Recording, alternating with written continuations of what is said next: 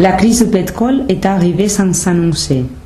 Aujourd'hui même, on peut affirmer que le pétrole n'existe plus, selon les déclarations du directeur du Centre national de recherche énergétique. Après plusieurs années de débats politiques et sociaux sur la recherche d'une bonne alternative énergétique, la fin définitive de cette source est une réalité. Le chaos a donc fait son apparition et le monde entier est bouleversé. La présence militaire est partout. Les soldats essaient d'éviter les pillages, mais ils sont dépassés. On nous a informé qu'il y a des émeutes devant des établissements d'alimentation. Les queues pour obtenir des aliments de base sont immenses. Les cambriolages se sont multipliés. Dans la rue, on peut croiser des gens qui portent des téléviseurs, des appareils ménagers ou des sacs d'aliments. La panique est générale et la loi du plus fort règne. Les moyens de transport sont aussi affectés par le manque d'essence. Les routes sont désertes et il y a un énorme problème pour se déplacer. Malheureusement, l'augmentation de la fréquence de circulation des transports publics n'est pas suffisante pour répondre aux besoins des citoyens. La valeur des monnaies a chuté face à l'incertitude de l'avenir et l'inflation galopante. Les gens se débarrassent de leur argent car les prix changent continuellement. La monnaie a simplement disparu et le trésor s'est instauré. En plus, la majorité des entreprises, face à la difficulté d'obtenir de l'essence, ont décidé de fermer. Les experts scientifiques cherchent maintenant une source alternative d'énergie. Heureusement, il est déjà possible d'offrir un approvisionnement suffisant à la population, après avoir effectué quelques petites modifications techniques dans les centrales hydroélectriques, éoliques et solaires, modifications qui ne prendront pas plus d'une semaine. Finalement, on pourra profiter d'une énergie écologique et renouvelable. Reporter du CAM, Le Monde Fictif, Barcelone. Réussir à des examens de langue française n'est pas toujours évident. Pendant quelques semaines ou même quelques mois, on se prépare comme de fous pour passer des épreuves types qu'on a 1000 fois fait en classe. Nous, les reporters du monde fictif, sommes allés découvrir les véritables clés de succès là où les livres et manuels n'arrivent pas. Masaki, Ruth et Maria ne sont pas loin d'être des héros. En leur temps, ils ont respectivement réussi les diplômes de langue française B1, B2, C1, un grand but pour plusieurs d'entre nous. Allons parler avec eux pour savoir ce qu'il faut faire ou ne pas faire afin d'obtenir les 60% indispensables. Ouvrez bien vos oreilles et prenez note de ces grands petits conseils d'experts.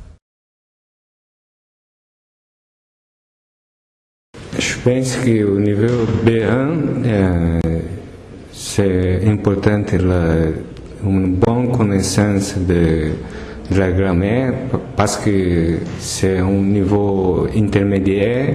Le niveau V2 cherche une personne qui soit capable de se défendre, surtout au niveau de l'argumentation. Parce que tu dois être capable d'argumenter, de défendre ton point de vue, de comprendre le sens du texte, et peut-être que ça c'est la différence, non? Parce que les 4 parties font référence à les textes argumentatifs. Je crois qu'il faut maîtriser la langue à tous les niveaux. Il faut être capable d'établir une communication aisée et fluide.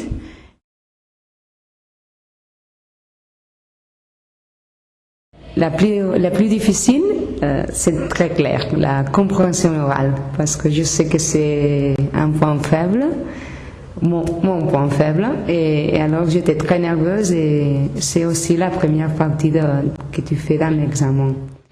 Et la plus difficile, je crois que c'est la production écrite parce qu'il faut maîtriser la technique de la synthèse, que c'est quand même quelque chose un peu spécial, et la production orale aussi. Parce que la partie orale, c'est là où j'ai le plus de problèmes. Parfois, il me faut du temps pour trouver les mots, pour dire ce que je veux exactement exprimer. Je pense que l'examen n'était pas dur, Mais la préparation, oui, parce qu'il faut travailler beaucoup de temps. Et je pense que l'examen, c'est le résultat d'un travail. Non? Moi, par exemple, j'essayais de rédiger chaque semaine au moins soit une synthèse, soit un essai argumenté. J'essayais aussi de voir des films en version originelle, j'essayais de lire en français, d'écouter les infos. Je travaillais beaucoup avec les livres qui préparent spécifiquement les diplômes et aussi avec des épreuves types que tu peux consulter sur Internet, par exemple. Bon, mon sentiment quand j'ai reçu le B1, c'était comme quand Barça fait un but contre Madrid. J'ai crié et j'étais très heureuse. Bref, préparation, concentration et calme pour affronter avec tranquillité ce type d'épreuve. Bon courage à ceux de vous qui préparez les examens de juin.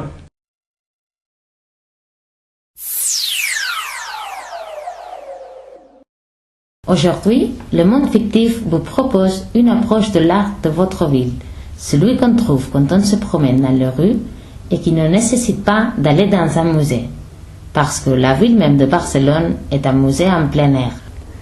Notre ville est pleine de sculptures qui se cachent parmi les rues, et c'est justement pour cela, parfois, que les habitants ne les connaissent pas beaucoup. Il y en a quelques-unes qui sont connues mondialement, comme c'est le cas de Femmes et oiseaux de l'artiste catalan Joan Miró. Il y en a aussi d'autres qu'on a peut-être vues, mais pour lesquelles on ne s'est jamais demandé pourquoi elles sont là ou qui les a réalisées. C'est le cas, par exemple, de La Tête de Barcelone, une œuvre de l'un des pères du pop art, Roy Lichtenstein, qui est située dans l'avenue Colonne, juste à l'entrée du Vieux-Port. Mais apparemment, il y a certaines sculptures qui ne connaissent qu'un nombre très réduit de personnes et qui sont pourtant de véritables œuvres d'art. Est-ce que quelqu'un a eu la chance de voir quelquefois cette œuvre placée à côté de la mer et qui s'appelle « Une chambre où il pleut toujours » C'est une sculpture de l'artiste espagnol Juan Muñoz, qui est placée là-bas depuis l'année des Jeux Olympiques 1992 et qui montre un groupe de personnages dans une cage où évidemment la pluie entre quand il pleut. Quelqu'un a-t-il pu voir quand il est placé en face de l'impressionnant bâtiment du musée d'art contemporain de Barcelone une autre œuvre d'art qui ne soit pas le bâtiment blanc? Cependant, en bas, à droite, il y a un petit coupe noir qui a été fait par Jorge Oteiza, artiste basque et qui s'appelle La Ola. La liste des sculptures publiques ne finit pas du tout ici, mais c'est le moment de vous laisser découvrir tous les autres trésors cachés de votre ville, Barcelone.